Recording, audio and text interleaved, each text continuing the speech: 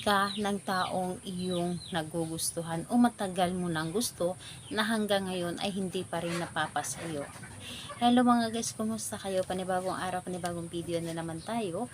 And sa araw na ito ay isa na namang video ang aking ituturo sa inyo na simpleng gabay o simpleng pamamaraan na makakatulong sa atin. At bago ang lahat, gusto ko lang mag-disclaimer sa mga taong hindi naniniwala at hindi gusto ang mga kagaya nitong video. Please skip this video and maghanap kayo ng videos na gustong gusto nyo dahil ang video na ito ay para lamang ito sa mga taong naniniwala and gusto mag-try. Sa lahat po ng mga nagko-comment dito sa aking video dito sa loob ng aking channel, mag-ingat sa lahat ng mga nagre-reply sa inyo na dinadala kayo sa kanilang WhatsApp ni Imo App upang makaiwas po tayo sa scam. Ngayon po ituturo ko sa inyo paano kayo magugustuhan ng taong matagal nyo nang gusto o minamahal niyo or lihim ninyong minamahal.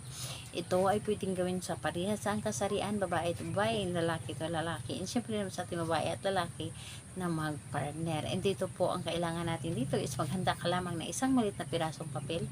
Kailangan mo lang din dito ng panulat kahit anong kulay. Kailangan mo dito ng kandila kahit anong kulay din. Except lamang sa itim. Huwag kayong gumamit ng itim dahil kapag sa itim kasi na kandila hindi ito maganda. Pera na lamang kung meron kayong taong gustong pagdusahin, so gamitan ninyo ng kandila. Pero kung maganda naman ang intensyon ninyo is kandilang pula, puti, pink, or kahit anong klaseng kandila pwede. Huwag lang yung itim. And kailangan ito lang din, o syempre kailangan din natin ng panindi. So pag ready ka na, kailangan mo lang din dito i-ready ang inyong sarili. Kailangan i-claim ninyo sa inyong sarili na gustong gusto mo itong gawin. I-claim mo na ito ay para sa iyo.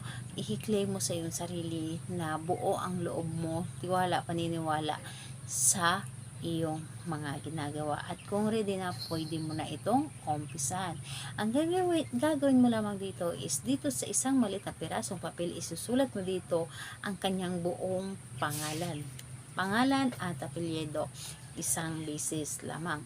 At kung nasulatan mo na ito ng buong pangalan niya, dito sa kandila, mas maganda na pula na kandila or pink na kandila ang inyong gamitin. Sindihan po ninyo ito at patakan ninyo ng wax ng kandila ang kanyang pangalan.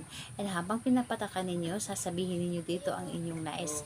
Halimbawa na lamang pangalan niya, apelido, at sabihin po ninyo na mamahalin mo ako, magugustuhan mo ako lamang ang mamahalin mo, at wala kang ibang hahangarin na mamahalin kundi ako lamang ang makapagpasaya sa buhay mo. So, lahat na po ay sasabihin nyo na dito sa inyong ginagawa. And kapag natakpan na ito ng wax ng kandila ang kanyang pangalan, itupi mo lamang ito ng papunta sa inyo. And ayun po, kapag natupi mo na ito ng papunta sa inyo, ilalak po ninyo ang papel na ito. Ilalak po ninyo gamit ang wax ng kandila. And kapag natuyo na ang wax ng kandila, ito po ay ilagay po ninyo sa ilalim ng inyong unan. Higaan nyo lamang ito hanggang sa maramdaman ninyo na ito ay gumana na, hanggang sa maramdaman ninyo na nagugustuhan ka na niya or napapakita na siya ng glow or nagpapakita na siya ng intensyon na may gusto na siya sa inyo. So, ayan po, gawin ito sa araw ng Tuesday and Friday dahil yun po ang pinakamalakas na araw na gagawa tayo ng mga ganitong pamahiin o ritual. Pero kung hindi ka makapaghintay ng Tuesday and Friday, pwede naman sa ibang araw, lalo na kapag malakas yung loob mo na gumawa at para bang hinihila kayo, gawin mo ito. So, ayun po, salamat po sa inyo. Bye bye everyone. God bless us all.